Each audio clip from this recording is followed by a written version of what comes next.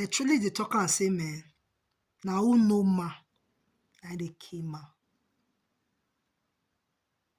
The fact be say, man, before stranger go fit enter you, get am for my say, man. Na person wey know you well, I give am link. The truth of this life wey we dey, man, be say this life no wicked. Na human being na im dey wicked. Human being dey wicked.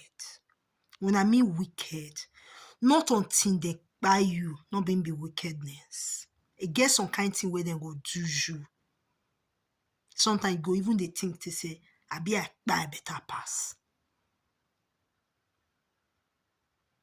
Men are wicked. And sometimes, not that town. Sometimes now people where you go help, carry them put for your head like gala, hug their matter for good. One make sure say make them get better life. Now then, now I go carry long knife, stab you for back without watching back. Now word now they talk. I want make una watch this video. Just listen to this story. The end of this video go shock you. It go shock you.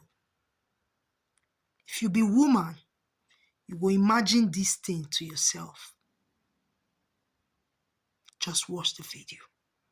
Fact be say, man, human beings are wicked. And most especially the people you call your own, that you think you are making sacrifice for. They are the people that will still turn back and stab you at the back. Enemy doesn't come from far. Enemy come in within you. People you are feeding, people you are taking care of, people you are trying to make a better living for. They are the one that will stab you. Be careful and pray for such people not to come around you. Watch this video. A word is enough for the wise. Share it out. People have already started sending in their, their comments, and some are just murder. But today is today. I know that today a lot of women are actually going to call. I don't know about men. Okay, so here it goes. Let me just go straight to the story and I'll come to my beautiful and handsome studio audience. Yes. Okay. So, hello, Tima. I've been married for 20 years now. My husband had literally nothing when we met at the university. He had great potentials, so I decided to go against all odds to be with him. Back then, my dad was into politics. He was a very worldly man, so I lacked nothing. As an only daughter, I wanted to help my husband, then my boyfriend, make it in life. And so I told my dad boldly that it's him or no one else. Tima, because of the love my dad has for me, right after university, he employed my husband and made him general manager for one of his top companies. We got married right after university. My dad gifted us our first home and bought him a car. In fact, I was very fulfilled, and my husband never disappointed all of us. He kept working so hard, and today he owns one of the top companies in the country.